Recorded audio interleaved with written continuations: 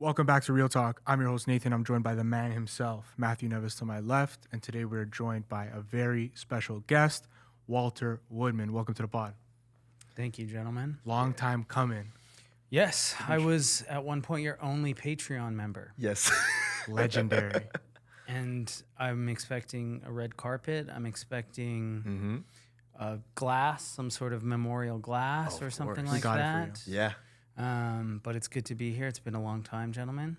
Yeah, we've been trying to get this scheduled for a long time. I've been so excited. Yeah, we wanted to make this the best of the best. Your work, as a musician, as a filmmaker, as an artist, and also as just a really amazing person. I really just wanted to have you on here wholeheartedly. Getting into your own work, if you want to describe like what you do. Man, that's tough. So I work with a production company and band called SHYKIDS. We started out as a band. We played a cover at the university formerly called Ryerson, now called TMU. We played a cover of Sir Mix-a-Lot's hit song, Baby Got Back. Classic. And yes, we played an acoustic version of it. We won the talent show. And then we were like, man, we should make music. And we did, and we still do. And in the last year of university, we made a short film called Noah. And Noah was one of the first films set entirely on a computer screen, which was very novel at the time. And I think very unique in that generally movies that had computers or whatever before then was like hacking. Hacking into the mainframe. Like this. Yeah, exactly. And ours was like people on Facebook and on their phone and breaking up on Facebook and stuff. So I think people found that to be very honest and genuine. And from there, we worked on a lot of companies and like docs and stuff would come to us being like, hey, we're making a documentary about this cult, and this cult sent each other a bunch of texts. Can you guys do the text messages in the cult documentary? So we did a whole bunch of stuff like that, as well as like working on our own original stuff. And some of that stuff was albums, and we just released an album this year called The Gathering of Batteries, and some of that was film and TV shows. And so we do a whole bunch of stuff. I would say that a lot of the work that we do revolves around technology and how we interact with technology. But yeah, it's a whole group. I am just one part. That is awesome. You guys are doing such cool work. Yeah. I've seen your work, and it's really, really like ambitious in many respects. A lot of filmmakers get very intimidated by subject matters like that. But I'm glad that you're like putting it more forward with it, especially ever since you started with Noah. You've just kept that energy going. And that's what I really respect about you, to be honest. I worked on Megadoc. That's crazy that you worked on Yeah. that. Yeah. Which I thought, did we invite you guys to the premiere of that? You brought it up to me, but I was just really busy at the time. I heard it was Common excuse from Mr. Neves. What happened? They showed it at the Paradise Theater, right? They showed it at the Paradise Theater. So that was another thing. To be honest with you, I like the Megadoc, better than I liked Megalopolis. And it was such an amazing to be a part of that documentary. Again, it's so funny because we went and saw Megadoc, and we did a little intro with Ethan Ang, if you know him. Yeah. And we said we didn't know if any of our work was going to make it in the final of the documentary. And the only thing that made it in was like, at the start of a film, it's like the documentary was Yeah. Sure. That's it. That's it. All of our graphics got scrapped. But like, there's something amazing about someone like trying something that daring. So like, I do appreciate that. And like, I didn't actually hate Megalopolis. I just was like, I can't believe Matt Neves is rating it this high. I saw it with him. This is Saw it, and Nathan saw how insane I was. He just turned to me, and then I was like, "It's amazing," and you were like, which is like, I think people should have those. Like, Yeah. like a Cats is that one for me. Like, Okay. Cats, yeah. me and my girlfriend, Sydney, who you know, we saw Cats and it was just like electric. Like the theater was alive. And like we went back with our friend. And again, on the second time, it was also like completely electric. And like, I think that reviewing movies is like very hard because there's like, people don't understand that like so much of watching a film is like, how do you feel? What did you eat before you went to that film? If your girlfriend just broke up with you, like that can change your viewing of something and make it more meaningful or make it less meaningful. So, Yeah, that's very true. yeah, but I totally get that though, especially because like we say hot takes from our own stuff where it's just like we might enjoy something that a lot of people don't like or vice versa. We've had all those moments. yeah, and I think like you have to. I think as like anything, really like it's easy to say you like the thing that everyone likes. It's hard to find the beauty in something that's like a little more off the beaten path. So, anyways, I expect both of us to watch 50 Bollywood trailers and review them. And isn't that how this works? Absolutely. We got a couple Roll them out. lined up. Roll the just- tape. Roll the tape. We need the engagement, boys. But yeah, I think like I always respect people's thing. And I also respect Francis Ford Coppola for like trying some insane thing. And that's actually the interesting thing of the mega doc was like, you could see how desperate he is to like try something. I also think like a hero of that film is Shia LaBeouf. And like, he's actually like trying stuff as well. And you're just like, oh my God, this guy is so desperate to just poke it. And like, I think Shia also kind of in some ways like saw through what was happening. Yeah. He was trying to like put the train back on the tracks. Dude, I'm dying to see the talk. I saw the clip with Shia and Coppola Arguing. and stuff. But there's a part of when Coppola's just kind of like on the ground, like, and I'm thinking, have you ever had those moments when you're directing something and you're just like, you're just kind of looking at the ground and you're thinking just anything in your head? I don't know. It's something that I feel like really hit. Yeah. No, it's really amazing.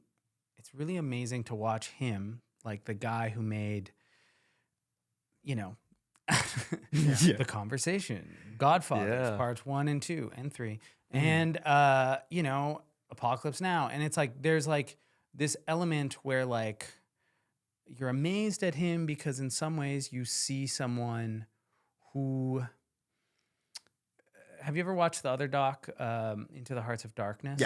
Yeah, and like that film was done by his wife at like a peak, like this is a peak of his powers. Right. And he doesn't really have those moments as much maybe in that one. I mean, even when people are dying and, what's his name is showing up 1,000 pounds overweight but I think that you always do that, whether you like show it or whether it's,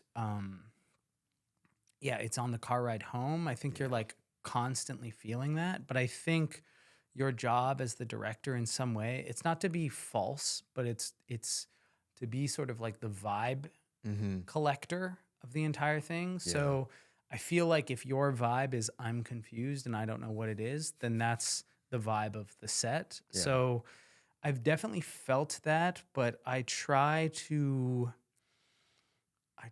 make sure that we're always sort of marching in a direction, even if that direction is not the right direction. It's like, it's better than stagnation sometimes. Yes. Sometimes stagnation is important and stopping and reversing the car is important. But I try not to show too much of that and instead wait for the car ride home.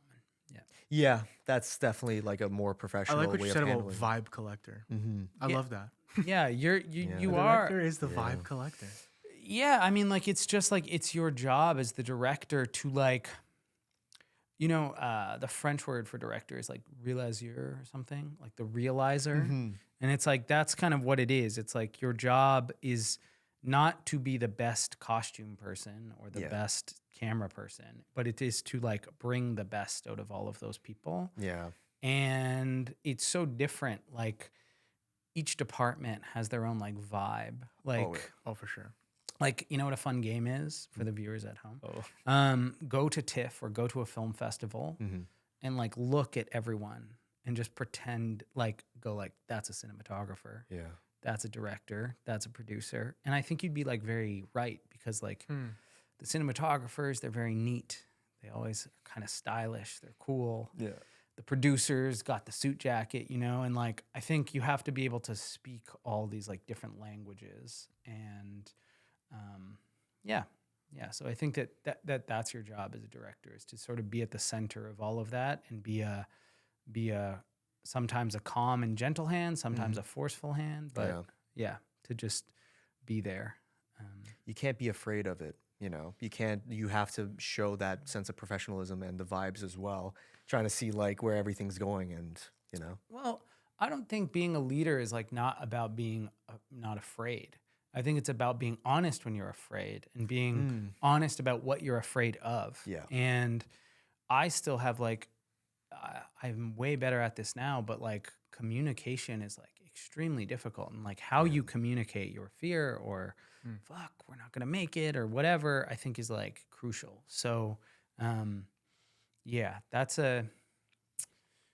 still getting better at it. Still like improving and trying to get better. But it's amazing to watch Coppola in Megadoc on this like, when watching the Megadoc at Paradise, there was this like, everyone was laughing. It was like very joyous because like everyone knew, as serious as everyone was taking this film that they were making, it's megalopolis at the end of Everybody had already seen the film. Everyone had seen the film. And like, but like you have to be delusional when you do this stuff. I mean, when you're selling your winery to like make a movie, you do believe in it. Like, of course, he believes in what he's doing. And like, maybe he is right. Maybe in 20 years, we will look back on that and go like, wow, that was amazing. Like, I don't know, but Maybe not. I don't know.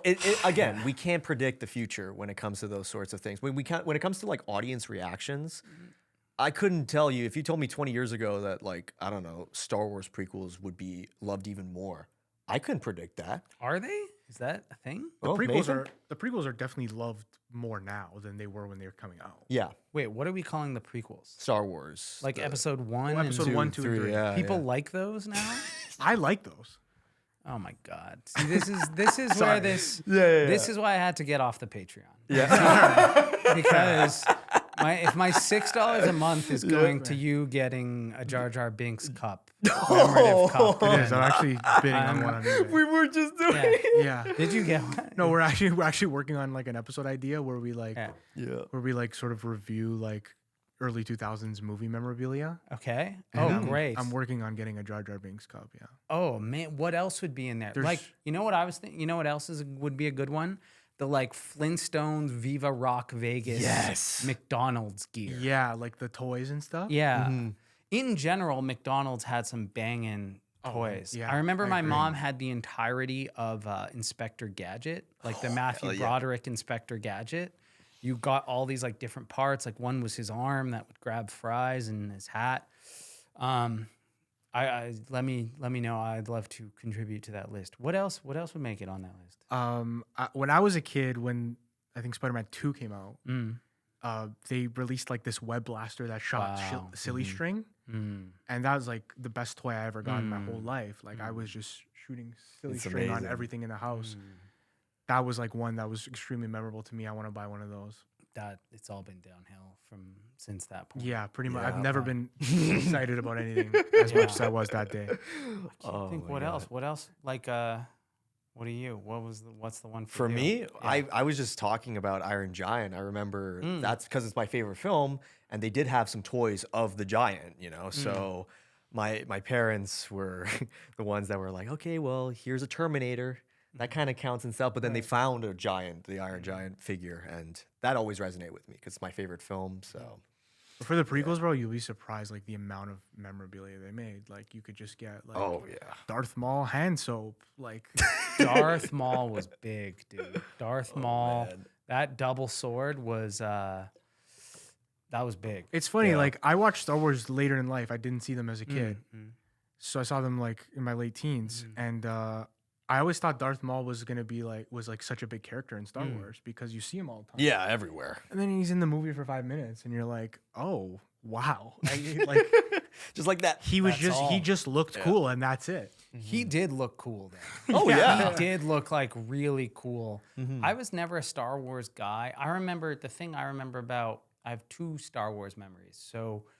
Or that era of Star Wars. I didn't really like vibe with the old Star Wars. My dad didn't really like it. So like I never got into like, the movies, and like every filmmaker seems to be like, Star Wars is my the reason I'm doing this. And like I never felt that. But I do remember my mom worked at Loblaws for a while, and they had like a video game station at the Loblaws, and they had that like whatever the like race cars in Star Wars 1 are, Yes. pod racers, yeah, I think they're Yes. called, where you're flying around on N64, the little Yes, this was an N64 and PS1 release. Yeah. Star Wars Pod Racers. Damn. It was a pod racing game. Yeah. So I remember that. And then the other thing is,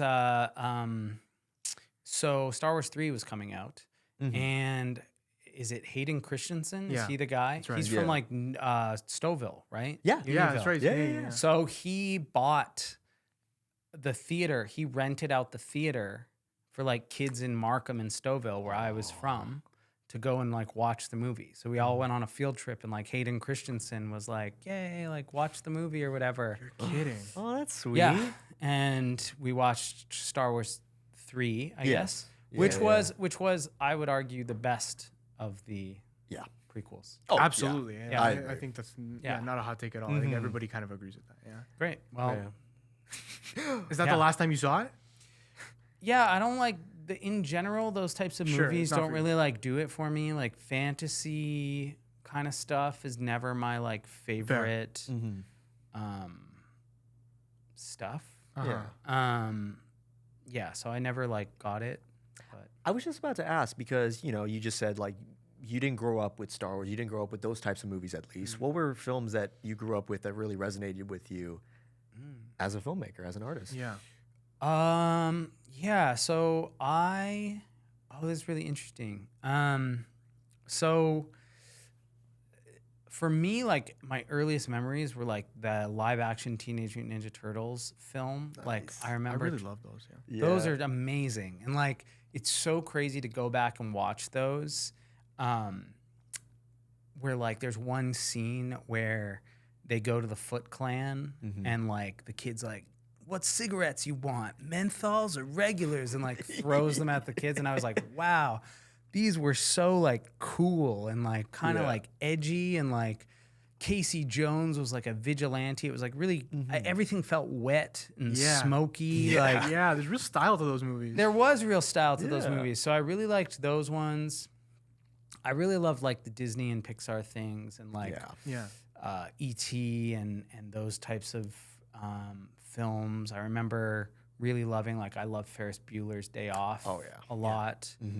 I met up, I have family in Scotland, and I met up with them recently, my cousin Geraldine, and she was like, "Oh, what was that movie you made me watch all the time?" And I was like, it was like, I made her watch just on repeat Toy Story and Dumb and Dumber. Oh just my like God. flipping between the two. What a great double feature. Yeah, yeah.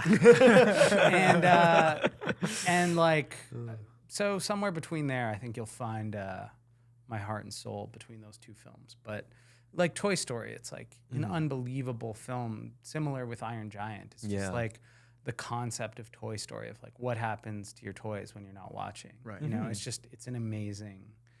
It's still good. Like It's great because of the theme as well. It's one of those animated films where I don't see it a whole lot as depending on what films, but animated films with great messages, not just for kids, but just for any age. you haven't seen Despicable Me 4? I had It's to an skip amazing that one. message. Had to skip that one. It's What are the minions in that one too? Yeah, they made it. Oh, they made it. Yeah. No, I agree with you, but I mean, like, I think that the good ones are the ones that stay behind. Like, there's like Thumbelina also existed. We just don't really like remember it because it didn't. You're right. Like, Lion King exists in the same like world as Fievel Goes West, but it just like one has a staying power and the other doesn't. And Right. but yeah, there's like a bunch of trash, you know. Or, Oh, absolutely. I feel like that's been more common now because of how many films get made compared to back in the day. I feel like I see so much on like streaming services like Tubi and stuff like that where it's just like maybe it's good, but like it's not getting out there. You know, there's not. Tubi's kind of popping these days. I like Tubi. I like Tubi. Okay. Tubi popping now? I'm I not think really on Tubi's there. kind of popping. I think Right? Tubi's cool. There's some good part. There's some good good movie stuff shows there. I don't know. Yeah, like I don't know. I like never subscribed to this. Like it's not getting out there. Like I watched this film. I was on a plane. I watched this film called Talk Radio. You watched that Oh, film? yeah, that was didn't Oliver Stone? It was Oliver Stone. Yeah, yeah. Eric Bogosian plays the lead role. He Really plays this sort of Howard Stern, like talk radio guy, based on a true story. And like, I don't really like Oliver Stone, but I watched this movie and I was like raptured by it. Like, it was so good. And like, no one's talking about talk radio. Or a couple years prior, I was just watching a bunch of Jane Fonda films, and I watched this one called The China Syndrome. Ever seen this film? Jack Lemmon's in that one? Yes, he Early is. 70s, yeah. Yeah. It's amazing. It's like Yeah. unbelievably good. So I don't know. I don't subscribe to this movies aren't getting out there or something. I just think like, yeah, it's like movies hit and they have their time or they have their place. But yeah, I will say though that what I do agree with you, like there is like an edge missing in children's movies. Like I think everything's very moralistic. Like we always need to describe why the bad guy's the bad guy. And like, you know, we don't hear about Shredder's backstory. And like, actually we do. That's not true. Yeah, we do. He was, That was the. That's true. What the whole? Oh, what's his baby, name? touch Yeah. What is the rat's name? I was just about to say it's Shredder's the bad Splinter? guy. Master Splinter. Master Splinter. Of course. Oh yeah. But yeah, like I don't know. I just find it like I do find kids' content to be like a little bit moralistic, which it always is. But it just I don't know. It feels like I don't know. I don't want to see like Lord Farquaad's Oh, a spin-off of Lord Farquaad. You say? just his like backstory and Yeah. why he's actually a good guy, but he became a bad guy. Like I think it's Oh, like Right. Every bad guy has to have that sort of duality of like, he wasn't always, he's not just bad for being bad. And yeah, it's like he could be that. Like Yeah. why not? He could Yeah. just be a jerk. Yeah. you know? exactly. Anyways, but those were the movies that I really watched. I really love like John Hughes. I really love, you know, as I start to go into high school, I just watched everything in high school. We had like a library that let you rent out DVDs, and it was just like, Awesome. you know, you read the like Sight and Sound's 100 best movies. Right. Half of them you watch and you are whatever about, and half of them are blow your mind. And yeah, so I would say that those movies. You were talking about animated films as well, and you're currently working on an animated film, Shiloh. Yeah. Just like a little background of that and how that started. Yeah. So Shiloh is again, we're a group of people. Shiloh's really directed by Patrick, and it's a really interesting story. It's about this kid called Shiloh, and Shiloh has narcolepsy, so he like falls asleep all the time.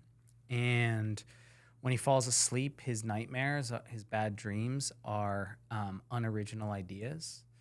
And him and his buddies, who are in a band called SHYKIDS, must travel inside of his brain and find an original idea.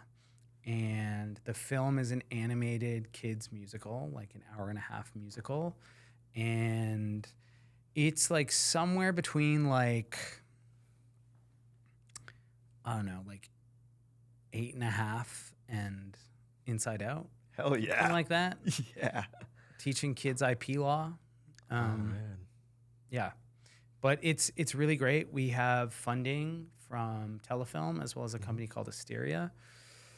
And we've been working on it for a while. We're still going to be working on it for a while. But yeah, it's a wild movie. And like the other thing about it is it's quite, I would argue, autobiographical. There's a lot of overlap in our own life and our own career is working together as a band and coming up with ideas and coming up with creative ideas. So yeah, it's a really interesting. Imagine if like Straight Outta Compton was animated by Eazy-E, and that's kind of like what it is.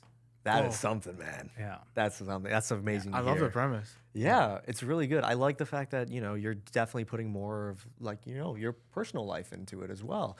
You know, because it's so, again, for many, it's intimidating to go into different stories like that and try to be like more personal with it. Do you ever feel like that when you're watching a movie and it's like, I like this, but it could have, the director could have put more into it of their own personality, if you would say? That's a hard metric to judge because, like, Fair. I don't know. Like, it's interesting because, like, I feel as though, in general, the work that I do, I try to, like, obfuscate my feelings, or, like, I carry a book around me with me most places that I go. And I feel like I would never be worried if someone, like, read my journal, because I feel like I write so obtusely that, like, it's not just like, oh, I hate you. I hate this person. Right. I'm so mad at Neves. He never lets me on the podcast. I know. Instead, chapters. it's like, you know, I'll write something that feels like somewhat that same emotion, but, like, not. And then, you know, the Matt Neves character in this example will come to me and be like, oh, I know exactly what you did there. You're talking about me. I'm like, I tried to hide it. Like, I tried to be very thing. And what I would say is, for a long time, we were trying to write the script of Shiloh, and it was on my shoulders, and I was trying to write it, and I didn't do a very good job, to be honest with you. I was like, there were so many ideas, and ironically, that's like a main theme of Shiloh. And then Patrick took a swing at the script, and man, he just made this thing that was like so obviously pointed, and so the references were so acute to who we are and who we were. And he did such an amazing job.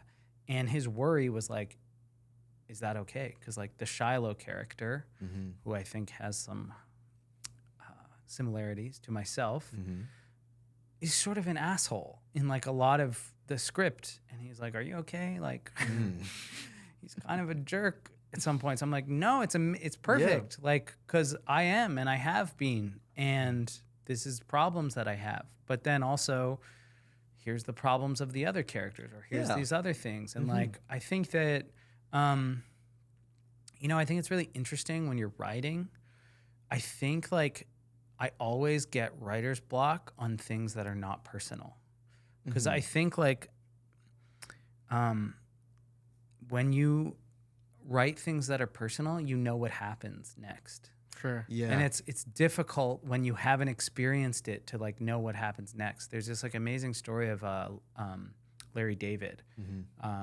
You know, Jason Alexander comes in and says, this makes no sense. George is fired from his job, and then he comes back the next day. Like, no one would ever do that. Right. He goes, I did that. And it's like, and then he realized like, oh, I'm not being Woody Allen in this show. I'm being Larry David. And like all this shit Larry David is doing. And the same is true with like writing. Like, I think if you've hit a writer's block, sometimes you just do, but a lot of the times, like, it's because you're trying to write something that you want to write as opposed to the thing that you're supposed to write. And I find that those pages always come easier. And when I'm trying to, be obtuse, it's never as good. And I kind of get that. I really do, because it's like you're trying to force yourself to be like, well, I like this filmmaker. I want to do what they did. It's like you can't think like that. Yeah, and just like, and the story, like, truth is stranger than fiction. Like, if I told you whatever, that Hayden Christian Anderson or whatever his name is bought the theater out of, like, that's something that happened, you know? And so, like, you've felt that and you've, like, internalized that. But if you're trying to, like, imagine these things, then it just doesn't have any like potency, or like you don't know where to go next because you never were there. Exactly.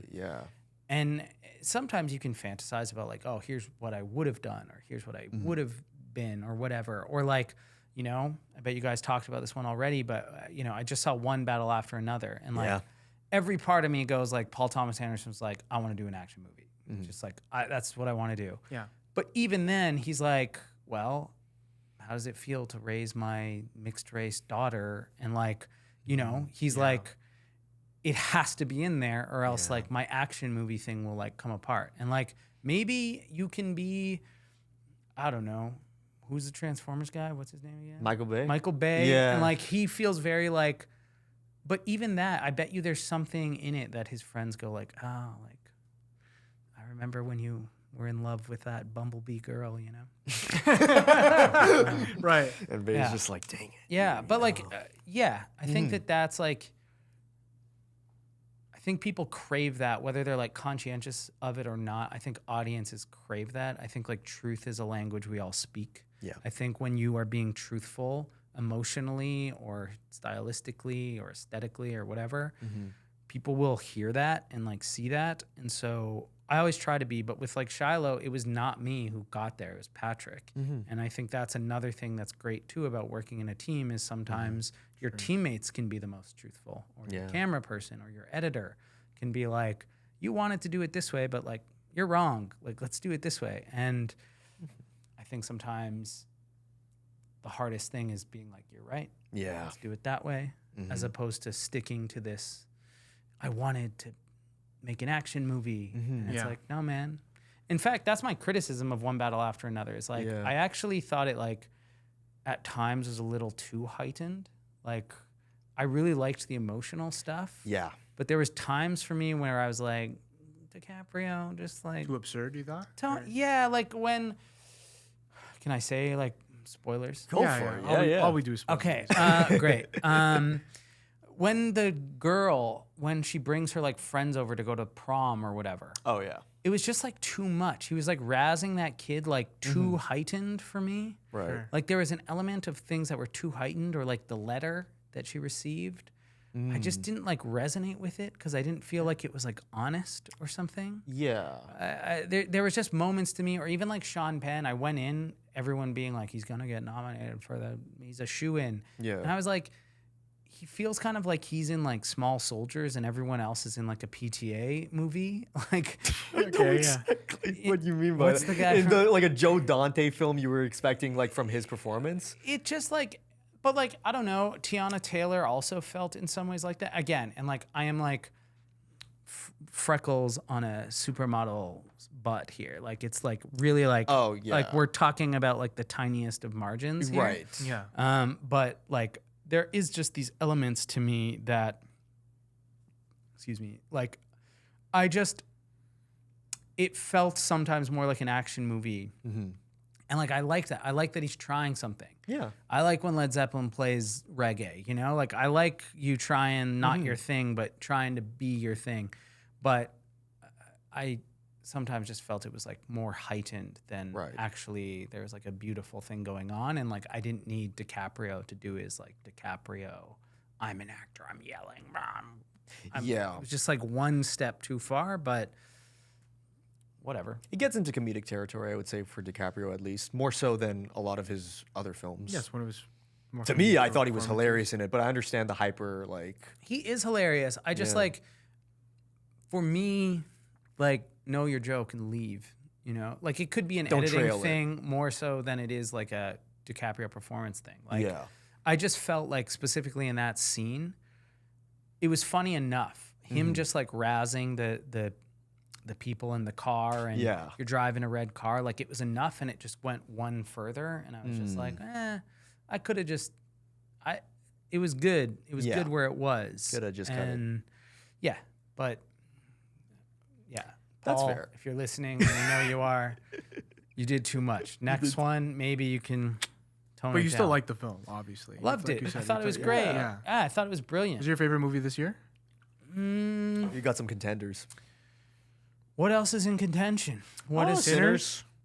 Thinking of Sinners.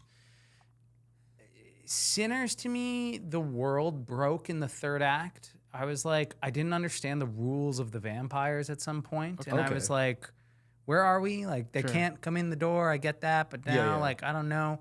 Weapons, similar thing. I thought okay. like one of the finest first 2 acts. Yeah.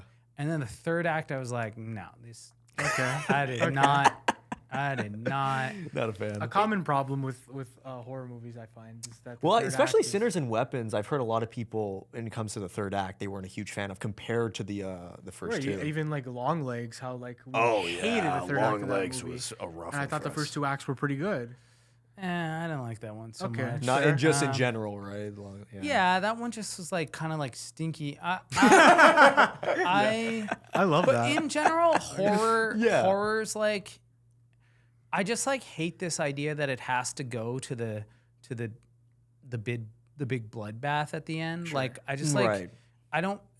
Here's another thing. Actually, here like when we're talking about weapons, Yeah. I actually like my problem with it was like I felt like the director was like, I want a group of kids beating up an old lady, and he like made a plot to like serve that idea. Yeah. And like Started with that, yeah. I think I swear to God, I think I read an interview where he even said that. And it was like, yeah, because like that's what it felt like, was like you just wanted this scene and you worked your way backwards. And like the Coen brothers do that. Yeah. And it can work. Like it's like not thing. But just for me, I like rules in some ways. I like I Right. like solid structures. And I think that like, yeah, it just kind of done. What else is this year? I always like blank when people. I always Tell me think of that. like the Fassbender film where he's a spy with Kate Blanchett. I I really didn't thought see that was that solid. F1 was the big F1 summer as blockbuster. well. I didn't see that one. I don't drive, No drive. so it's Fair. like hard for me to care. Yeah. uh, That's one way to put it. yeah. One way to put it. I'll tell you like a little watched film that I thought was like unbelievable. Okay. I think last year it was probably my favorite film. Mm-hmm. There's a film called Look Into My Eyes, Look Into My Eyes. Okay. It's a documentary. It's an A24 documentary. Mm-hmm. It's about psychics. It's Oh. about psychic mediums, and it's a doc about psychic mediums. And it's I think by the woman who did Miss Americana, like Taylor Swift. Oh, film. okay. I'm pretty yeah, yeah. sure. Okay. Unbelievable film. I thought it was spectacular. I thought it was a fantastic doc and like thrilling, like shot unbelievably, and like just an amazingly interesting film. I really love talk radio. Yeah. I watched She's the Man the other day. That was really fun. classic. Absolute Yeah. classic. Amanda Absolute Bynes, right? classic. Amanda Bynes. Lines, yeah. 12th Night. It was like yeah. so good. Mhm. What else has been going on? What are people saying people are going to get nominated for? One battle after another. I feel like one battle after another is getting like the Oppenheimer treatment. It's of, I think like, it's going Oppenheimer. to. you Yeah. know, I think Paul it's Thomas is sweet. gonna probably get his Oscar. Has for he that never one. won one? Nope. Never. Not Never. even for Phantom Thread? Right? I know. That I should think have- he even that got felt- nominated That felt as like an a- Oscar movie. He didn't got it? nominated as a DOP on Phantom Thread too. I don't know if he did the DOP. He's never won one. No, Really? I know. Isaiah will get one. Yeah. He'll get one. Yeah, yeah, he's gonna get one. All directors get Sinner's that, gonna yeah. get some stuff. Probably. There's talks about Smashing Machine getting some stuff. Yeah, you guys saw that one the other day. Is any Yeah. good? Smashing Machine was Who's good. going to win the Safdie brothers battle? Ooh. I don't know. Marty Supreme looks interesting too. Yeah, Marty it Supreme does. looks really good. Right? I think that one looks really good. I think that's going to be the one. Josh, I feel like is taking more of a risk than Ben is. It feels like because Ben is dealing with The Rock and I can only, like by face. I don't know by name. No, Benny. Ben's the one directing Smashing Stop Machine. saying Ben. Who says Ben? Ben Safdie. Safdie. Benny. No, people Is say it Benny Safdie? People say Benny Safdie. I apologize. I apologize, Benny Ben, Safdie. if you're listening, which we know you are. Ben Safdie. We'd love to have you on the pod. Yeah, that movie was like another one of my favorite movies. Like I loved The one they did? Uncut Gems. I Yeah, thought yeah. that Oh, was like a that's brilliant film. really One of my good. favorite movies the last 10 years. It's so good. It's like yeah, like for me, I can like vaguely remember. It's like hard for me to remember what happened in 2021 or like yeah, That's in fair. 2019. Like, Yeah, they I all know feel those- like 1 year. I to me. completely agree. Yeah. But yeah, let's think. The other one, Smashing Machine. How was Blunt in that one? Is she good? Yeah. don't like she's her? Emily Blunt. I think she's good, but I think it's more of Dare a you? She's Emily Blunt. She is Emily Blunt. Have some fucking respect when you say It's a her character name. Look, problem. Devil Wears Prada, Emily Blunt. Okay. It's a character problem. They don't give her that much. She's very a one-dimensional character. Like I Christy. thought. People are saying Christy. Sydney Sweeney is Christy. I've heard mixed of the movie. Me too. But in terms of performance, yeah, I've heard good things about Joaquin Trier. I've seen that one. Sentimental Value. I really liked that one. her. Okay. I preferred Worst Person in the World. I thought that was like a masterpiece. That was really good, yeah. But I heard that one's very like that one might get nominated for stuff. Well, Eddington. You saw Eddington, didn't you? I did see Eddington. Do you think I it's gonna liked get nominated for Eddington. anything? I did. didn't see it. I liked Eddington. You know what? I felt as though One Battle After Another was like the movie Eddington wanted to be. Yeah. I think that like it felt the same, but I thought PTA was more searing. Just handled it better. Just handled the moment like better and just felt like more connected. Yeah. Like Mo Bamba playing in a crowded high school gymnasium versus Fireworks by Katy Perry. One of them felt like Paul Thomas Anderson has such a soft touch. You know, Yeah. he's such a natural. Like I think he's such a. There's some people, and like I don't know. I think I work hard. Like I don't know if I have like the natural skills. Like Paul Thomas Anderson, when I see his films, I'm like, you know, the production card at the end is Ghoulardi, and it's his dad's like Yeah. magic TV show hour, and I'm like, you're ordained. You know, you have like this is like running through your body, and like there's no coverage in One Battle After Another. It is like every shot is like God tier, and you're just like, how are you even like?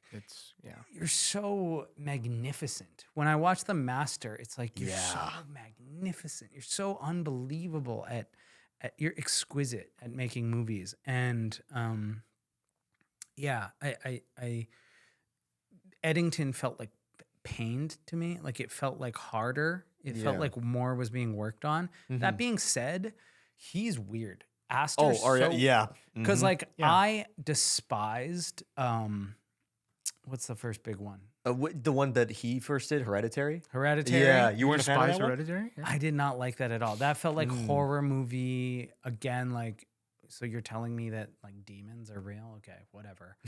Midsummer was my favorite movie of the year, whatever year nice. that was. Yeah. Beau is Afraid, despised. Yeah. Thought it was wretched. Amazing 45 minutes, and then it just It's 3 hours. 3 hours. And you felt every. That movie's 3 hours. Yeah, I but saw- I that's didn't why see that I've one. like stepped away from it because I It's- want to see it, but the runtime is. I remember that came out during a time that there was a lot of movies coming out, and Yeah, we chose not to do that one. that was a tough one. Yeah. That was the like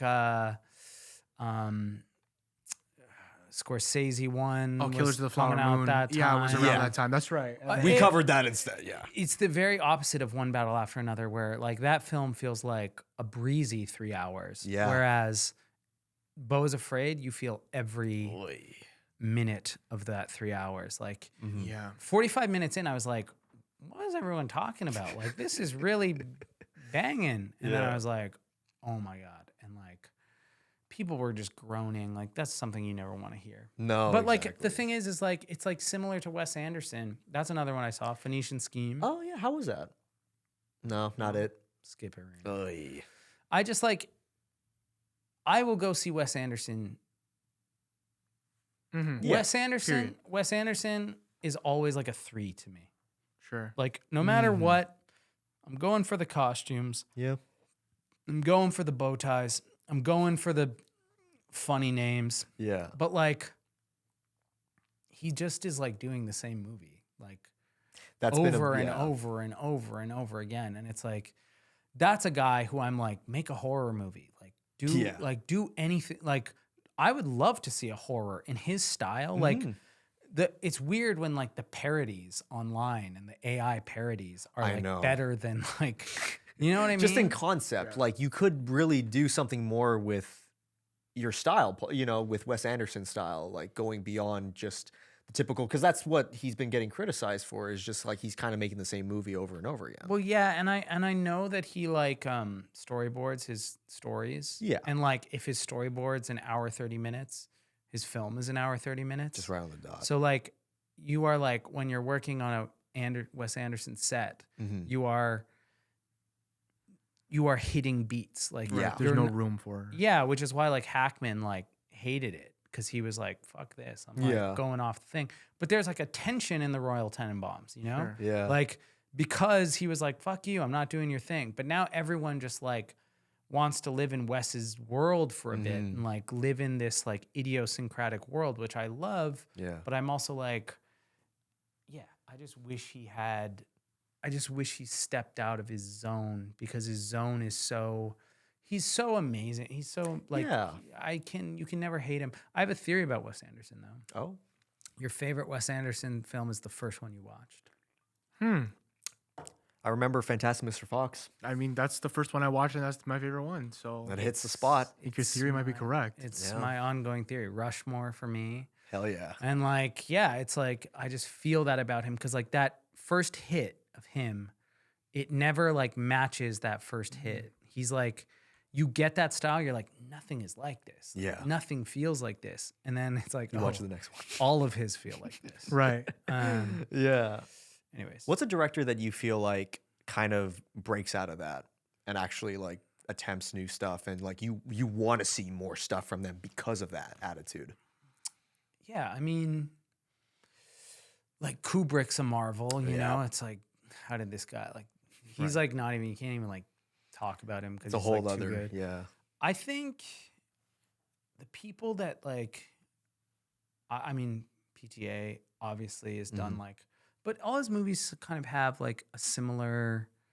There's a through line. There's a through line. There's a tone. Like Scorsese, I think not enough people talk about Kundun, and like not enough people talk about Hugo. Like he has some weird stuff in his filmography. His docs are really cool. Oh yeah, his docs are so dope. Last Waltz, yeah. Last Waltz, the Harrison one, George Harrison, yeah. Did a recent one too. I love his like one about his family. Have you ever watched that one? Yes. Yeah. That's the one I've seen. Yeah. Just like his mom, and like he's unbelievable. Who is like challenging themselves though? A lot of the older directors probably don't do it as much because they're at that age now where it's just kind of like they've said enough, or at least they feel like they've said enough. And it's just kind of like roll. Like I feel like Spielberg after Fabelman's really felt like that, where it's like, well, what is he going to direct after this, you know? What is he directing? What is he on to? I don't think Car anything, movie or something? Probably something along those lines. But my point being, like older directors like that, I don't see a whole lot of. Whereas I feel like at least Ari Aster's trying. He is trying. I respect swings. Yeah. Yeah. I respect. At least he's trying in that regard at his age, you know. Well, like- this is it, and like this is why I understand the like for Megalopolis, because like at the core of it, he's going for something, and like It's a massive swing. Yeah. and the other thing that's like amazing, like, and I suggest you guys watch the doc. The doc's amazing. Yeah. How do you tell Coppola no? Like, how do you tell him anything at this point? It's like extremely. I think like that's another thing that's like very difficult as a director, is like once you make anything that's any good, so much of that, like every story of every director is the same. They all told me I couldn't, and then I did, and everyone loved it. Yeah. Imagine that happening to you like enough times. You just be like, anytime anyone says no, they're wrong, and I'm right. And like I think that's what happened with Coppola, where you make The Godfather, you make Apocalypse Now, you make The Conversation, and then it's like, imagine being like, hey man, I don't know if we should do this thing. I don't know if you should cast your daughter. Yeah. Fuck you. Exactly. That's a great point. It's like, I'm not going to listen to anything that you have to say because I was right about casting Marlon Brando and everyone told me not to. I think it gets like very difficult to like, I don't know, like be in that zone. Nolan, yeah. although I would like love to see him do like a comedy or something. Like, Right. Comedy would be nice, maybe rom-com. Yeah. Unironically, I do see that in him, you know. Like, I mean, he would need to write a female character, but Yeah, that's the yeah. criticism that comes into play. But Yeah. no, exactly. I don't know. Like, I always think of directors like that, or even like, I don't know. I like Del Toro doing Pinocchio. Like, at least it's animated. Like, a lot of directors don't want to take chances with animated. They're like, no, it just has to be this. No. You don't love Del Toro? He's like a Toronto guy. You know Yeah. that, right? Yeah. Yeah. Oh, yeah. Which is like amazing. Like, and like, I just like adore that he's like a Toronto guy. His films just like never move me. I don't know. I'm not into like the like monster. Right. I'm He's looking definitely forward to more Frankenstein. into Frankenstein. I saw like a you see trailer it? of it. Well, sorry, the trailer in theaters. It's gonna get released on Netflix. I feel like he's got a bunch of Netflix films now, but I got it. I'll tell you who the most like risk-taking director is, who I adore, and who I think is like criminally underrated. Linklater. I think Linklater is like unreal. He did the Bad News Bears. He did School of Rock. He did the Eternal trilogy. Yeah. He did The Waking Life. He did Scanner Darkly. Great. He did Slacker. He's like, he is like, and I was just in Zurich at the Zurich Film Festival, and I watched Nouvelle Vague, and I didn't know it was all in French. And then in Zurich, the subtitles were German, so I had to walk out. But the first 15 minutes were like, I was like, whatever this is, it looks cool as hell. And he is so sick. He like, every time he does something, I'm like, I think he's doing a musical. Isn't he doing a musical next? I mean, Linklater is also doing another Boyhood-esque type of method of filmmaking where he's like, yep, 30 years. Boyhood. Like what a shocking, like that movie's startling. And like, I think, I would say Linklater. I think he's criminally underrated. I think School of Rock is like unreal. I think that is a pop, sensible, amazing. Even Bad News Bears is sick. I was curious because you brought up the remake that he did of Bad News Bears, and not a lot of people talk about that one. I haven't seen that. Billy It's Bob so Thornton? good. Billy Bob Thornton. It's amazing, man. It's such a good movie. He's like, he's an amazing. I think he's like. I haven't watched Apollo 11 and a half or whatever it is, but he's just cool. He's like got like formalistic cool and like, and like, I don't know, you could argue like Tarantino is like an interesting director and like a director that you want to go see. But every time I go see a Tarantino movie, I'm kind of like expecting the same thing. Like with its like violence you're referring to, it's or just in kinda, general it's styles. like a revenge movie. It's like he's almost every movie he's made has been like, A revenge movie. crimey, sure. revengey, gotta- sassy talking like thing. Whereas like Linklater, like Boyhood and School of Rock and Nouvelle Vague are like, you don't even know. To me, where they're you're out there because of the fact that it's his style, you know. Because I think with Tarantino, when you're talking about revenge and stuff, he really liked 70s films. Yeah. And you can tell from like a lot of the styles he's throwing out there. Right. Some more obvious than others, I would say, if like Yeah, he talks about watching, martial arts films. Lady Snowblood and stuff. And you watch that before Kill Bill and you're like, oh, that's how Yeah. similar they are. You know? He's like making sort of like this idea of plunder phonics. You heard of that? Oh yeah, love it. haven't. Love the that music. avalanches and Yeah. like pogo to some degree. Oh, like yeah. One of making my music faves. out of samples. That's kind of what Tarantino is to me. It's like I'm gonna take this scene, but put that actor in. It's like this like weird Lego block kind of like filmmaking. I see that. And it's very original. It's like very 21st century, I feel. But it's always Tarantino. It's like always Yeah. him. Whereas like Linklater, I don't feel that. Same with like the actors in some ways. Like there's some actors who like, in some ways DiCaprio to me always gives me DiCaprio. Yeah, kind of. I think he gets underrated because of that. I think we're just so used to like His brilliance. he's just gonna be brilliant. He's just got a good track record too. like He does. I think we're underrating him. That's true. And he does have diversity. He does have Gilbert Grape. He does have like, Yeah. but like in recent history, I feel like I'm aware of what the DiCaprio spice is going to be in some ways. Like, did you feel that in Killers of the Flower Moon? Like, I thought that was like Kind of. There's a overhang of Django a little bit. There's like a little bit The of accent. this like.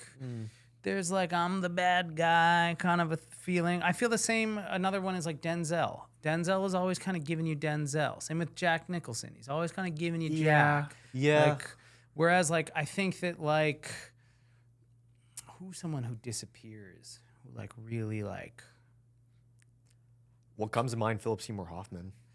Philip Seymour Hoffman is a perfect example. yeah. Of like, again, he has a spice. Like, he's not gonna be an action hero and then be the person, but like, I do get these like shades of him that are like all feel like so sort of different, and like I think he's comfortable being the star and the assistant and the background guy. Like, I think he's like so good at all of the layers, and like he's so. I feel like every time I see Leo, I'm aware it's Leo. But maybe he's just so big that it's impossible to shake. Do you think that's a thing too? Because maybe back in the day with people from the 70s or 80s, they're like, "Oh, it's Paul Newman, it's Rob." Like I don't know. Do you feel like that might be the case with just actors being popular at the time? Yeah, did people feel that way about Pacino, or like? I don't know about Pacino. Pacino, I think, has that too. I think like he like at some point you kind of knew what the Pacino thing was gonna be. Yeah. It's like there's the first couple, you don't know this kid, and he gets to be Michael Corleone, and he gets to be Scarface, and he gets to be Dog Day Afternoon, and then at some point You think it's like after Scarface? you become like Pacino, and then it's like every role is like I'm Pacino. Wow, Yeah. Sure. Although I will say that was a film that I absolutely adored this year. Was one that I saw at TIFF called Dead Man's Wire. Yeah. Amazing film. Gus Van Sant. It stars Skarsgård, Bill Skarsgård. Right. He's amazing in it. He's so funny. He's so like clever and funny in it. And there was another guy, Dacker something, who was the other guy. Oh yeah. Oh, I don't know his name. I know something. It was a brilliant film. It was so good. Gus Van Sant. It was amazing. I absolutely adored it. I'm excited for that one because I don't know the last Gus Van Sant Is there a film. release date on that? Release date? Ooh. I don't know. Because if it was festival run, then You never know. it could be a while. Yeah, you never Could know. be, but it also could be. I think it might come out this year because I think Hopefully. that like I believe. I think that Bill Skarsgård could easily get nominated. Oh, I'm excited. Wow. Yeah. He was revelatory. He was amazing. He plays this guy who's like a criminal. It's a story that happened. Who puts a dead man's wire, which is like if a person tries to run away, it's a wire attached to a trigger that'll like blow your head off. And he's got a hostage, the guy from the loan company or whatever, the insurance company or the loan company. And he gets on the TV and the phone calls and the whatever. Coleman Domingo's in it too. Oh, amazing. Amazing. Was that your favorite thing you saw at TIFF? Did you get to see?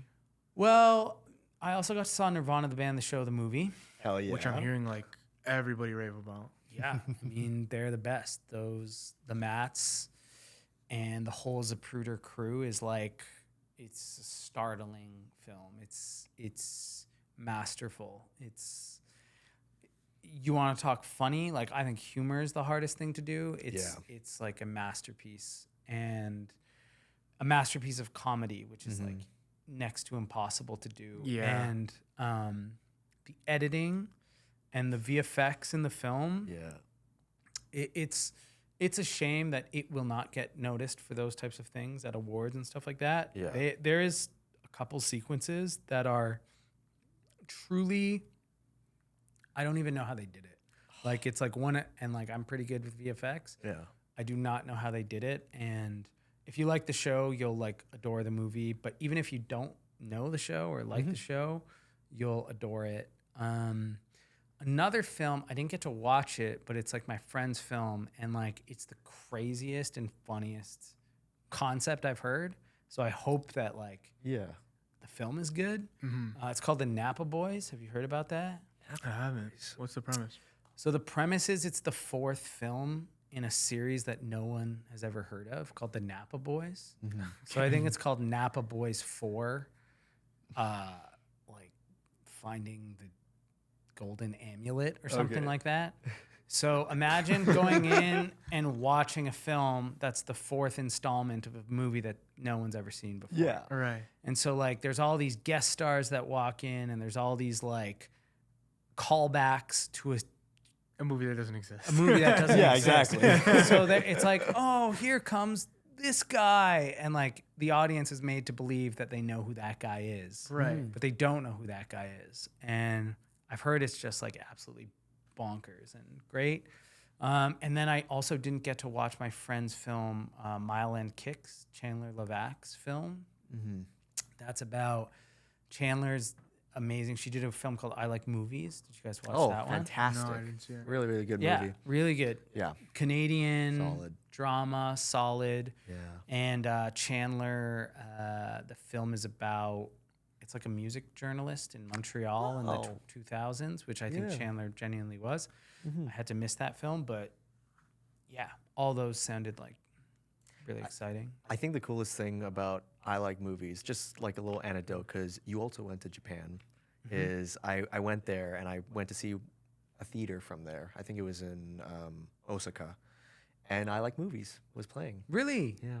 That's great. I took a picture of it. It just warmed my heart because I just, it was, When it you was were there, really, it was playing, yeah? yeah, it was playing. Wow. Yeah. I mean, the showtime's like, I wanted to go in to see it, but the showtime was Sure. too late already. But still, like seeing that poster next to a bunch of other films that had international release, you know. Did it have like a Japanese poster with the like Japanese writing? Yeah. That would be That's like a awesome. dream. Can you Right? imagine one of your films have a Right. Japanese poster? That would be It was sweet. that It was would nice. be that would be so great. Did you go to any Japanese theaters? That one we went to the Toho Theater. The Godzilla one. Yeah. I the went to Godzilla that one too. Yeah, yeah. You know what's really interesting? International. Are you popcorn guys? What do you mean by popcorn? Like, guys? do you I eat get popcorn at the f- movies? At the movie theater. Oh, yeah. Usually, yeah. I feel like I go so often that I don't get it every time, but yeah. I'm not really that big a popcorn guy, but they do salty or sweet in most international movie theaters. I've noticed. Yeah. Oh, What's your snack? M&M's, Snack. Peanut. almond. Oh, I Hell didn't know we yeah. were with an aristocrat. Sorry, I'm a lowly peanut yellow package M&M. M&M almonds. Most of the theaters don't have it. I gotta No, get that's it. a rare No, one. Gotta I get don't it know. beige beforehand bag. and put it in my pocket. That's yeah. the Yeah. beige bag. Oh my gosh. Um, What's your go-to snack? yeah, you know, on a good day, maybe a Twizzler. Hell yeah. Maybe a Twizzler. But you know what I actually like every once in a while? The like nachos with the cheese. Oh, bro. You're speaking my language. The nachos hits with the the cheese. spot. And I know like I think we need to go back to the pump of cheese. I don't like the sort of like plastic, Yeah. warm plastic package. Yeah. Just seeping in. Yeah. Like it's already plastic enough. We don't need to like Yeah. remind. But there's something about those like that cheese and those nachos. Again, like I love it. Yeah. I don't really eat that stuff anymore. But yeah, I also love the yellow M&Ms. That's good. Those classics. Yeah, that's classic. But I'm curious, like around the world, what Yeah. their junior mints would be. You know. True. Yeah. It's interesting because Japan does have a wide variety of like different candies and stuff, and you're looking at it like, oh, this looks amazing. I don't think Holy they're crap, having everything. nachos and cheese in Japan. I don't Cheese, think so either. not so much. They're not really big on cheese. No, as well as just like I think like it's a stinky option. I think in Japan, smell is kept to a minimum. Yeah, exactly. Yeah. But really, really These are solid. the hard-hitting questions, man. This No, is why you because like watch the Real Talk I podcast. think about it too, and it's just like because I went to the Film Archives of Japan as well. Okay. I just wanted to explore it, and it was like really beautiful. It was just quiet. It was nice. Nobody was there. I was just walking around, seeing the history of Japanese cinema and stuff like that, and just thinking about international cinema too, and how different and unique it is compared to like what we've just been getting within North America. And I know that's such a I don't like Japanese movies. Okay, but international cinema, what is your go-to? If you're not, Ooh. yeah, Like a country or Yeah. like a film? just or- country, like what do you feel I like? think Iran has like an unreal scene of Really? films. I love A Girl Walks Home Alone at Night. I think the film's called A Conversation. Yeah. I love, who's the guy, Close Up guy? Abbas. Oh, I'm not familiar. You watch that movie, Close Up? No. no, I've heard that Unreal. one too, but That is like must watch. I don't even want to tell you what it's about. It's just an unbelievable film. Get into Yeah, I like Iran. I Mm-hmm. like Brazil. yeah. Um, Talking about Brazil with City of God, man. City of You God. got me on that. I was late to the party on that one, but no. I speak Portuguese too, so like Obrigado. that's a yeah. Yeah. Yeah, that film is like god tier, just like unbelievable. Yeah. But God tier. yeah. Any like, isn't Black Orpheus? Is that one Brazilian? Black Orpheus. I'm not too sure. Am I wrong in saying that? Anyways, yeah. I don't know. I like Nollywood, like Nigerian Yeah. films are like crazy and cool. Like, yeah, I think like you can find good stuff anywhere. You can find Exactly. good stuff in any genre, in any country. And Japan, I think like Kurosawa is like the big one, and Yeah. Ghibli. And like, And I think that, Ozu and those. and few others. Ozu. Yeah. But like, there's a element to me that's like very, even like Ghibli. Like, I love animation, and like Ghibli never like hits me. Like, Right. I find it all very like fanciful. Yeah, I feel the Oh, same way yeah. as you. It's like a little too like floaty, and like I want like a story. I want like a Fair. bang bang bang. And like People just like love. it's like the art style is like so sumptuous and beautiful. Yeah, absolutely. But I don't know, the stories like lack something to me. Like they lack a little I feel like that. it all like Spirited Away. Everyone like, That's the go-to. Yeah. but I find it kind of like messy. One Japanese film I do really like. Have you ever watched Tampopo? Oh, amazing. Amazing. I love that movie. That movie is amazing. Oh my gosh, that just brings a smile to my face every time I think about that movie. It's just like, Or I watched Battle Royale on the plane to Japan. oh yeah, Amazing. yeah, that's a Like, good one That's too. like, so yeah, every culture has like good films. I just think that specifically Kurosawa, Yeah. I find his acting, like the acting is very like an old school of acting, and like, Right. like very like over the top that I Mm-hmm. can't like, it's just very like theatrical or something that Yeah. I can't like get into. That's yeah, a lot of fair. his stuff feels like theater to me. Yeah, like very like, Mm-hmm. no, and like, Yeah, yeah. But that's fair. A lot of older directors, I get some feelings of too, like John Ford. Like I really Yeah. want to get a good John Ford film, but the way he directs, it's like this is old fashioned directing. You know? No, it's amazing when you watch one of those old ones and they're good. Like, Yeah, because it's just different. We're just like we're Right. just like at a different clip, like Yeah. of Yeah. like watching films. But like, I watched The Apartment. oh amazing, It's Billy so Wilder. good. It's so like It's beautiful, man. beautiful and Yeah. fun. Or there's another one I watched, Sullivan's Travels. You watched that one? Who's in that one? I don't Heard know. of that one. It's Oh, like a man. guy. It's one of those guys, and Yeah. he's like a director, and he's director, Mm-hmm. and he wants to like study like down and out people for his next film, and then it's like he goes too method, and they forget that he's a director, and then he's Yeah. just like a kind of a hobo, like traveling on the things, and I'll ruin it for you, but whatever, you can still watch it. Yeah, There's this like one scene where the reason he did this, the reason he wanted to do like and be a hobo was because he felt his films like were totally like trash and whatever. And he goes into this place that's playing one of his movies. Yeah. And all these people that are down and out and down on their luck are laughing at his movies, and he's watching his movie that he made for the first time with an audience that's appreciating it. Yeah. And it's like, That's powerful. Damn, that hits. yeah. Man. 12 Angry Men, like any of those Yeah. where you like watch these, there's some that like really Yeah. like are good, but yeah, when you watch those old ones, that, you know, Martin Scorsese tells you to watch, you're just like, fuck, I gotta sit down for this one. this is slow. Yeah. This is. Yeah. But there's a good one. Red Shoes. There's a good one every once in a while. There's like one where you're like, you just hit it at the right moment and you're like, damn, this one's good. And also, it's like what movies you grew up with, you're going to be slightly more biased towards versus, course, yeah. I'm going to watch a 1920s silent film. It's like you don't have that much of a connection, depending on the movie, of course. Yeah, I think that's true about art, even with music. It's like Yeah, the music you that grew too. up with is going to be your favorite music. The movies you grew up with are going to be. But in terms of your own music with SHYKIDS, you get influenced by other musicians from your work and just like in general, what you've experienced, right? Yeah. I mean, for the first probably 3 years as a band, we were just an Animal Collective, like wannabe band, cover band. Mm-hmm. And then I think over time you kind of like figure out your style and like what you are. And, you know, Matt Hornick is like the last album was like really him. It was really his style and his,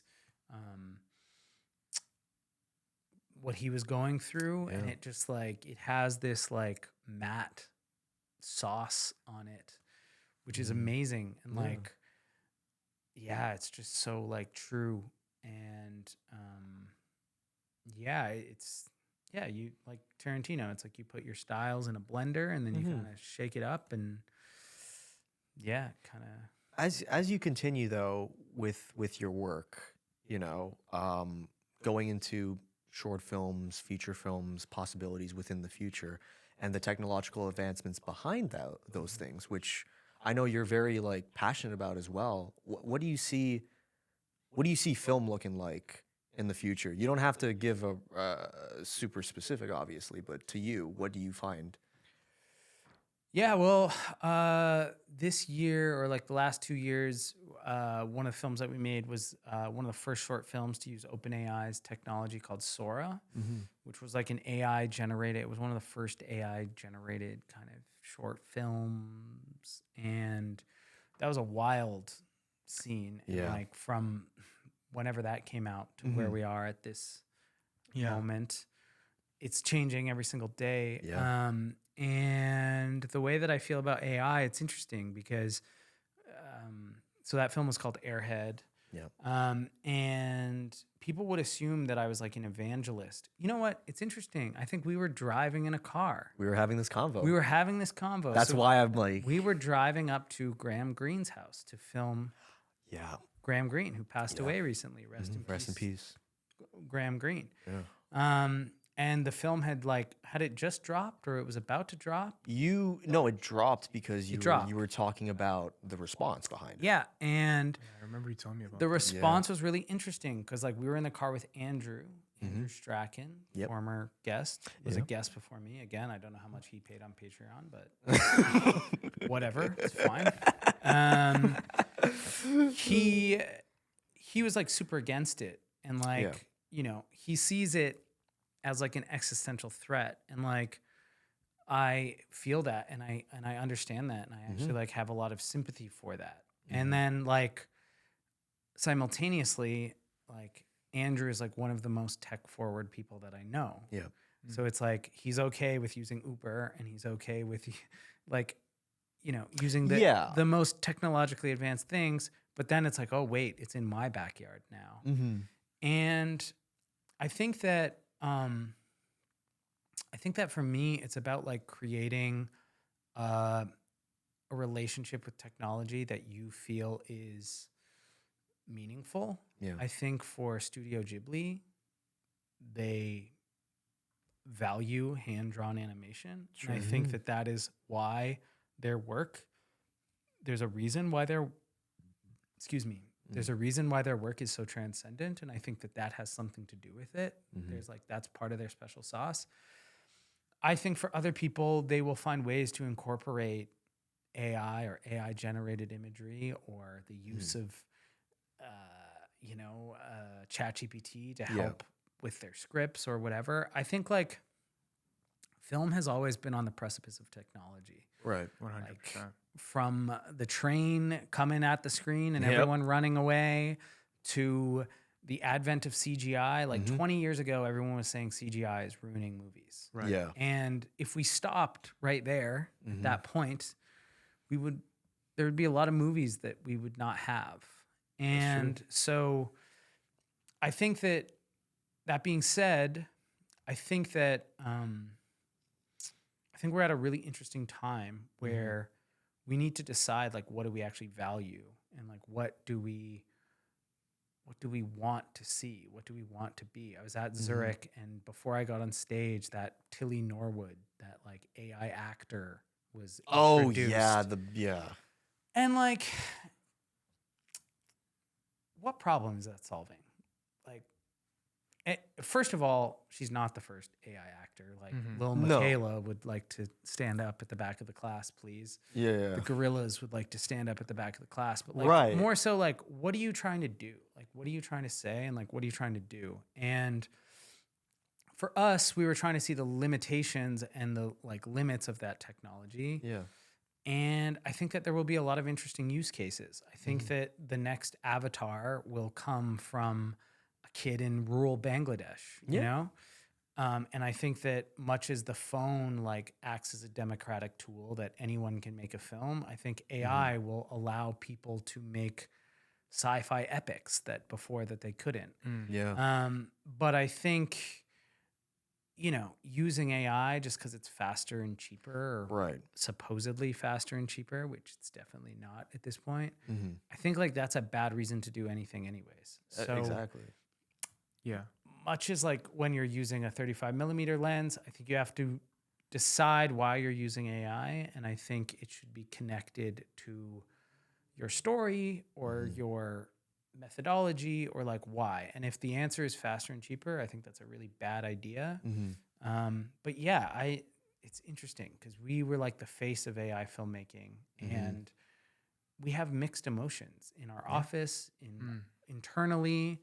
And I think it's about figuring out ways to challenge and think about these things. And if I think it's going to destroy the industry, then I'd be the first on the picket line, but I really don't.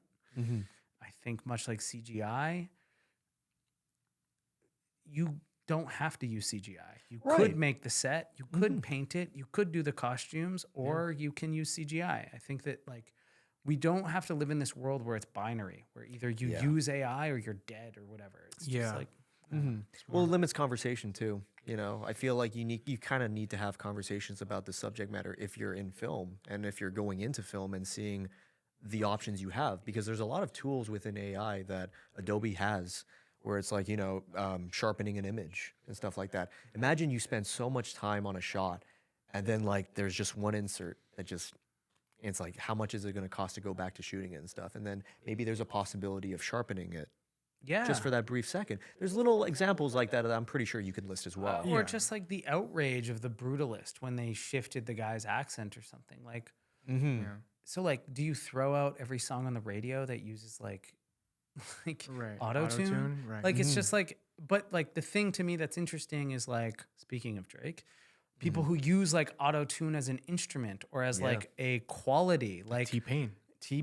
or Revolutionary. or other people. It's just like don't, if you show me something, a technology that like, the same was said about synthesizers or electric guitars or like anything, like I agree, it feels distinctly more existential, and I'm not like discrediting that. And I'm not discrediting that. I think that anything that is just an easier way to do things is intrinsically like not the artistic method.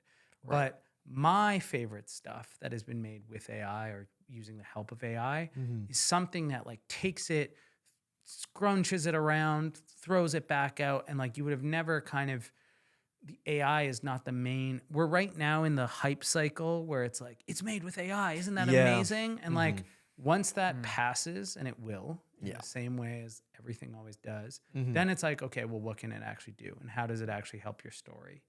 And I think we have some things coming down the pike that will hopefully answer some of those questions. But yeah, I think Airhead got taken off of Letterboxd because it was so low rated. Really? Yeah. I think it was at like a 0.5. Oh man. And it just like the comments were like, kill yourself, die, this sucks. Right. This is the worst thing I've Very ever seen. 3-worded letterbox attitude. Yeah. And that's fair. I've sat here for what, 4 hours have we been going on now? Yeah. Talking shit about everyone else's films who like tried their hardest. So it's like, it's totally okay. And it was associated with OpenAI, who it's like, I understand what people are saying. I just, for us, from the times of Noah forward, we've always tried to talk about our current moment. And like, generally the thing that changes is technology. And so like, it's hard for me to be an artist in 2025 and not talk about technology or use it. So yeah, but I use AI if you want. You don't have to. I hate this phrase that it's like, you won't be replaced by AI.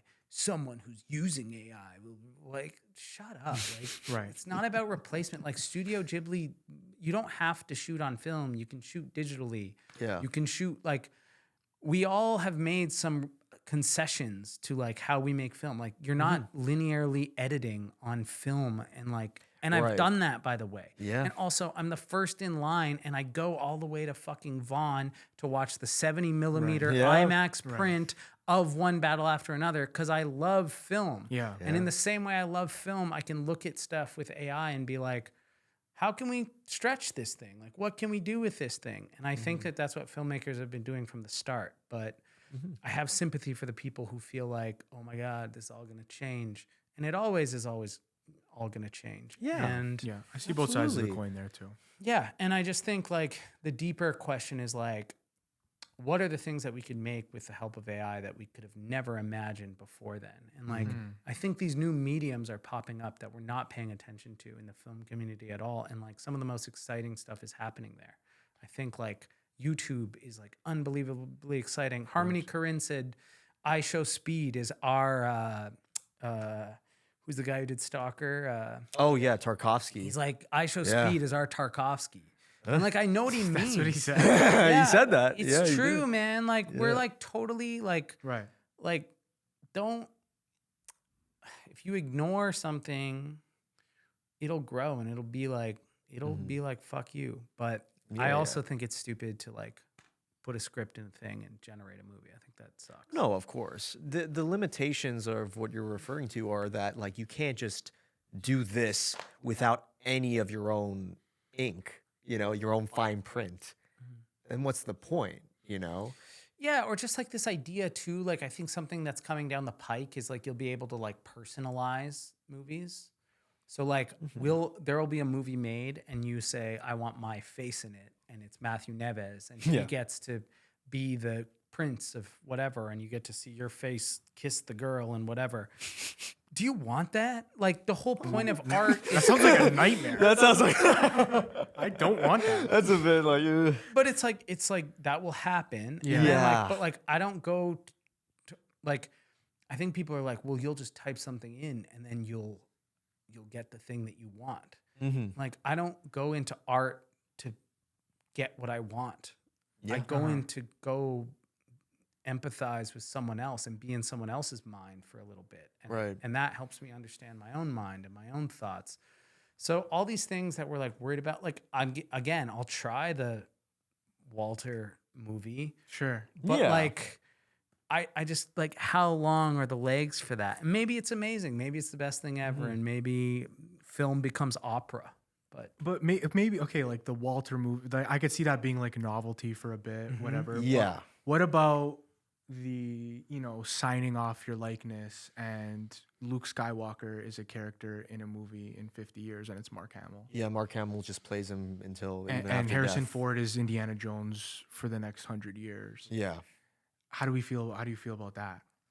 I mean, like, sure, if like, aren't they already kind of doing that? Like, It's bordering that, to be honest with you. Isn't like Princess Leia back, and like, isn't that what they're doing? And like, then you're watching like a tribute band. Like, if you Yeah. think that acting is like the face being there, then I think you have a really fundamental misunderstanding of what acting is. Exactly. I think that like when we film something, it is much deeper than just like the person being there. I think it is the person being there. And I think it is the crew and the cinematographer and all of that and like the soul. Yeah. And I think that you get quite existential, but like, I think as humans, I think like we are very attuned to the uncanny valley, and I think it's about to get a lot weirder. Believe me, I've seen what's coming down the pike, and it's going to get a lot weirder. But like, I also believe that will make us desire the real much more. And like, if you want Indiana Jones for the next 50 years, then like, fine. Like, that's what I don't understand. It's already happening. Like, all our fears about AI are already all happening. It's like, we're going to replace everyone's job. They're trying to do that already. Everything's going to suck. And like, it's like all of the stuff, it's like a reflection. All of the fears that we put on to technology are reflections of things that we're already doing. So I feel this, I don't know. I feel like that will come and that will happen. And I think that the best way to vote is with your wallet and just like not take part in it and like not tune in. Yeah. That's also fair too. A lot of people say like, "Oh, this movie looks terrible," and then they go see it. It's like, well, if you didn't want to see it, why are you? You know, it's kind of like maybe it's an audience, maybe it's a group thing, right? That happens too. Or like, I may or may not be on a Plex server, and my friend who runs said Plex server, he like only goes to like Blockbusters, and then he waits all the artistic ones he watches on Plex. And I'm like, watch the Blockbusters at home and go to the artistic ones in the theater. Like, I try to make a point to like buy movies every once in a while. Like, sure, you can like download them on Plex or whatever, but I think it's also important to like go and pay for a ticket and be in an audience and whatever. Physical media. But yeah, like, I think that we also have to like value. I joked in like our film's going to be the opera. I just like, the other thing that like drives me insane is like theater etiquette is like dying. And, like, 100%. I want to I'm going to get in a fight. Like, if you hear about my name on the news, like, I can't like deal with people bringing their phones out on the. Yeah, it's pretty bad. It's rough. Disgusting. It's disgusting. If you bring your phone out, if you're a Sammy Seedhog or a Tommy Texter, fucking think about yourself. Think about your life. Think about what you're doing. If you bring your phone out at church, the church of cinema, you can see it. And by the way, you fucks with your Apple Watches where every time you tilt your popcorn, we fucking see it. Slam it off and turn it off. And Apple Watches suck, by the way. Just throw it in the garbage. No one needs that much on their life at all times. And this is talking from Mr. AI video guy. Throw your fucking Apple Watch in the garbage, especially at the movie theater. Every time you tilt the popcorn, your stupid watch turns on. And by the way, if you think you're hiding it because you're like doing it like this and you're on the lowest brightness, you're not. We see it every time. And all I'm thinking about for the next 5 minutes of the film is whether I'm going to confront you or not. And I hate it. There was a woman at TIFF who was doing that at the Gus Van Sant film. Oh God. And I went, can you turn your phone off? Yeah. Like, I say it like that. It's not like, please. It's like, how the fuck do you not understand this at this point? At the after party, they were trying to introduce me to this woman. And I was like, fuck. That was the woman I very rudely told to turn off her phone. But like, I don't think I will ever connect with you if you take your phone out at a movie. Yeah. And like, there's friends I will not go to movies with because they took their phone out one time. It's a one strike policy. That's fair. Fuck off. That is totally fair. Go outside. What are you doing? Like, when did this become a thing that is remotely acceptable? Yeah. Remotely acceptable. Like, should not be. There was never a time where turning your phone on was a thing. Like, there was never a time. It drives me up the fucking wall. I can almost deal with talking. Talking is not my favorite. Right? Yeah, no. But like, I can deal with it. Phone, it's like, it aggravates me more as well. It's pretty bad. Disgusting. Yeah. It's disgusting. That's Shameful. why whenever I sit down in the theater right away, I'm like, turn off the phone completely. No notification. I don't do airplane mode.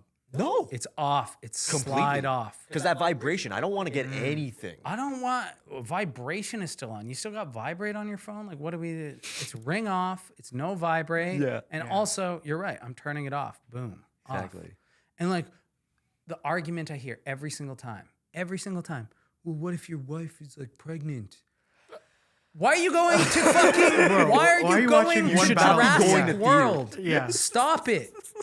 If you are in a dire situation where your dad, beep, beep, he's like on the table, Yeah. don't go to the movies. No. Like, get the fuck out of here. Oh my God. People who answer phones in the theater, Oh my death penalty. Yeah, death penalty. No. Death penalty. Get the fuck out of here. Yeah, no. Get the fuck out. Like, this is so embarrassing. We should be embarrassed as a society. We should be embarrassed that that we can't spend an hour and a half without taking our phones out. Like, Yeah.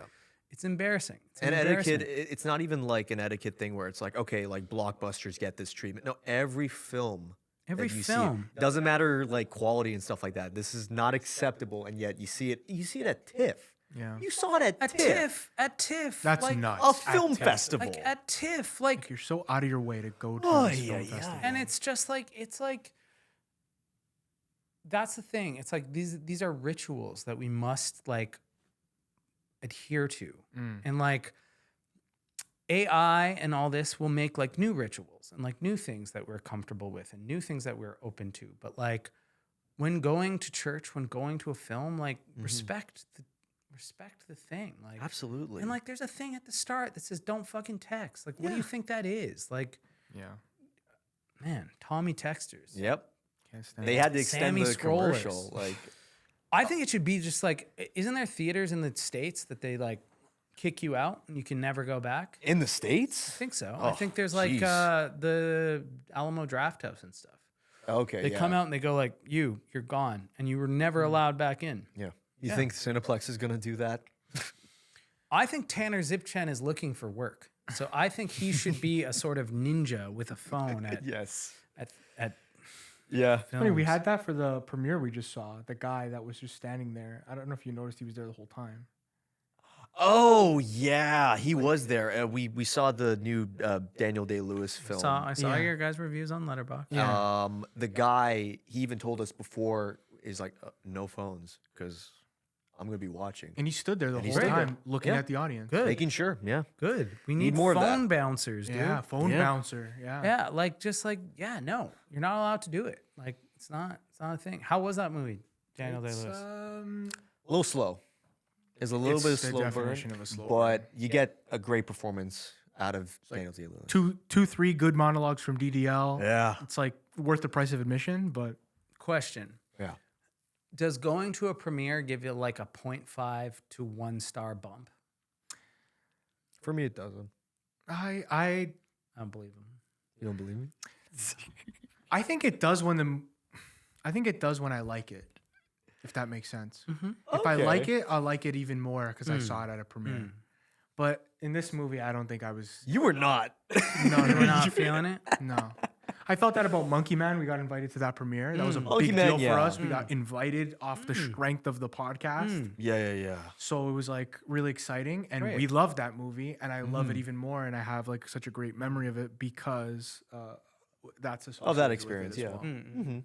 Yeah, I feel like when you go to a film festival, it gives me like a 0.5 to 1 star. Definitely. That's why I'm always like, oh, I hear the reviews of Right. Smashing Machine Yeah. at TIFF. And I'm like, okay. Yeah, it's Tiff, Dwayne Johnson's there, Emily Yeah. Blunt's there. Yeah, like, Dwayne Q&A. Johnson just queued up the movie for you. I think you're going to like it. Yeah. I had the one that was like the closest to that to me was do you guys know the film Rock and Rolla? No. Oh, Guy Ritchie. Guy Ritchie. the Guy Yeah, Ritchie Gerard movie? Butler's in that. Yeah. one. Good. So I went to the premiere of that film, Hell yeah. and I sat in the row that the cast was, and Ludacris was in the cast. Ludicrous? Ludacris Bridges, yeah, he was. Check this story out if you're a Luda fan. I am. So he's like squeezing, like the film ends. Funniest thing is like as the film is going on, every time Ludacris was on screen or would say something, he's like, "Hey, damn!" Like the entire film, like, and it was like hilarious. It was like very funny. Anyways, film ends and he's brilliant. like squeezing by to like go up on stage, and he like kind of stumbles and like falls on me. And like in one of the greatest moments of my existence, I was like, Get back, Luda. You know me like that. It's like, oh. Oh, It was like one of the God. moments where like, and all I was doing, I was just sitting in my seat being like, that was the coolest thing I could have ever said. Like, that was so cool. I was like, this is the best thing I did. I nailed it. Bro. So good. Holy And, like, That is an all-time story. Yeah. And I remember getting in the car with like my dad and being like, I said the coolest thing that I could have ever said. Like, it was like ludicrous. He said, get back. You don't know me. Luda. Hell yeah. Yeah. Oh my God. Man, Yeah. That is one of the best stories, man. that's Holy shit. incredible. Guys, you need more stories. Yep. All right. So we're doing 5 hours today. How long? No, we gotta wrap this No, thing no, up. we gotta wrap This is a this great up. episode. Sorry, Yeah. just We like covered everything. I like ending on Yeah. the Luda story. this was really, really nice. Yeah. Very informational, very like insightful from you, and I really love that. I love the fact that we had this conversation. Yeah. We're talking about things that a lot of people don't want to they want to shy away from, and I really don't want to. Shy away from. Yeah. See what he did there. I slipped it in. No, and I love that you guys are doing this. I watched the Real Talk podcast. The way that I found out about this, great story for the audience at home. Matt Neves was a production assistant on one of our films. He drove trucks full of gear. Matt is one of the people who, no matter what, he gets up, he does it, he gives 110%. And I go home one of those nights where I'm going home to myself and I'm scrolling on TikTok and I'm like, hold on You a saw us second. organically? Organically. Yeah. And I was like, Matt, what the hell is this? And he's like, it's my podcast. And I was like, dude, get me on this podcast. I So can't believe you saw. I didn't know that. I yeah, thought. totally organically. And it was like Yeah. the Real Talk podcast. I'm like, this looks professional, these guys. Yeah. But I think that what you guys do is great. And I think that it's great to do independent media. And Monkey Man is going to be the first of many of these premieres. I watch most of your guys' stuff, and it's man. awesome. means a And I'm lot. glad that the audience is growing. And we'll be back again for part 2. Amazing. Exactly. Yeah. Oh man. Walter Woodman, tell the people where they can find you. SHYKIDS _ Instagram. I think SHYKIDS on TikTok. Although I don't think we make too many TikToks. Yeah, just look out for us and yeah. Letterbox, I will not give away my name. I don't want anyone seeing that shit. Sure thing. Sure thing. Keep But it yeah, under wraps. just thank you guys for having me, and I really do enjoy your shows and your takes and your Letterbox reviews, and it's good to finally be here. Thank you for Thanks, being man. here. Thank you for watching this episode of the Real Talk Podcast. Don't forget to leave a like, comment, subscribe to your boys, and most importantly, don't forget to take care, brush your hair. Peace.